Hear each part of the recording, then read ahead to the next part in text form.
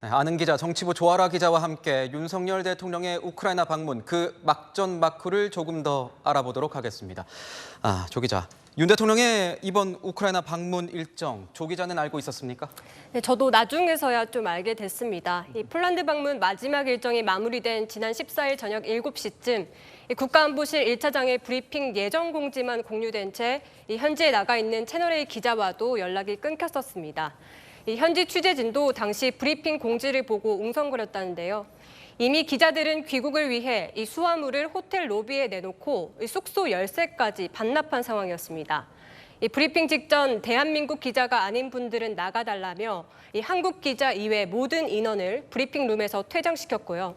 이 대통령실 고위 관계자는 연단에서 죄송하다, 앞으로 2박을 더 하셔야 될 것 같다며 우크라이나 방문 사실을 처음으로 알렸습니다.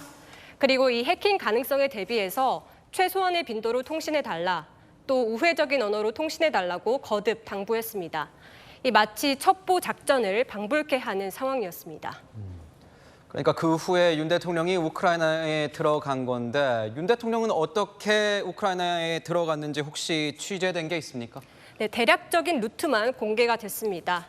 이 폴란드 수도 바르샤바에서 우크라이나 서쪽 국경 중 가장 안전한 폴란드 경유지를 거쳐 우크라이나 수도 키이우로 들어갔다고 합니다. 이 항공기와 차량, 열차를 번갈아 이용해서 이 편도만 무려 14시간이 걸린 험난한 여정이었다고 하는데요.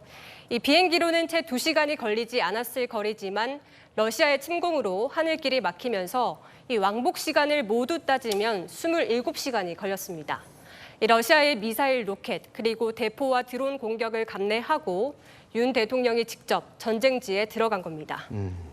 그런데 조 기자, 이게 보면 우리 군 파병지가 아닌 전장에 우리 대통령이 방문한 건 이번이 처음이라고 하는 건데 꼭 우크라이나에 윤 대통령이 들어갔어야 하는 그런 이유 같은 게 있습니까? 네, 우선 이 자유주의 가치 연대를 재확인하는 차원이 큽니다.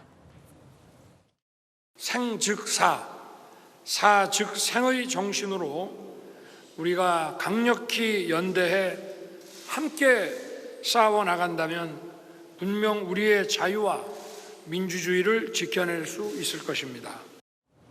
네, 66조 원에 이르는 우크라이나 재건 사업의 활로를 개척하겠다는 것도 반영된 걸로 보입니다.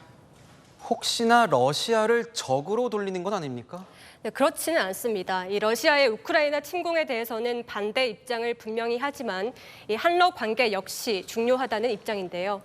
실제 박진 외교부 장관은 지난 13일 인도네시아 자카르타에서 열린 아세안 관련 외교장관 회의를 계기로 이 러시아 외무장관과 최소 3차례 이상 만났습니다.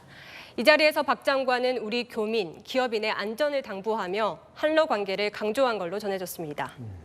정치권에서도 우크라이나 방문을 두고 논란이 일고 있습니다. 네, 당장 야당은요, 우크라이나 방문을 두고 러시아의 선전포고를 한 격이라며 비판을 쏟아내는데요. 국내 호우 피해가 극심한데도 순방 일정을 연장한 것도 문제 삼고 있습니다.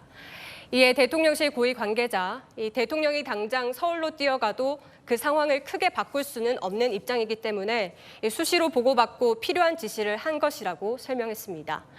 윤 대통령은 우크라이나 방문 일정을 단축해 내일 귀국할 예정입니다. 네, 지금까지 아는 기자, 정치부 조아라 기자였습니다.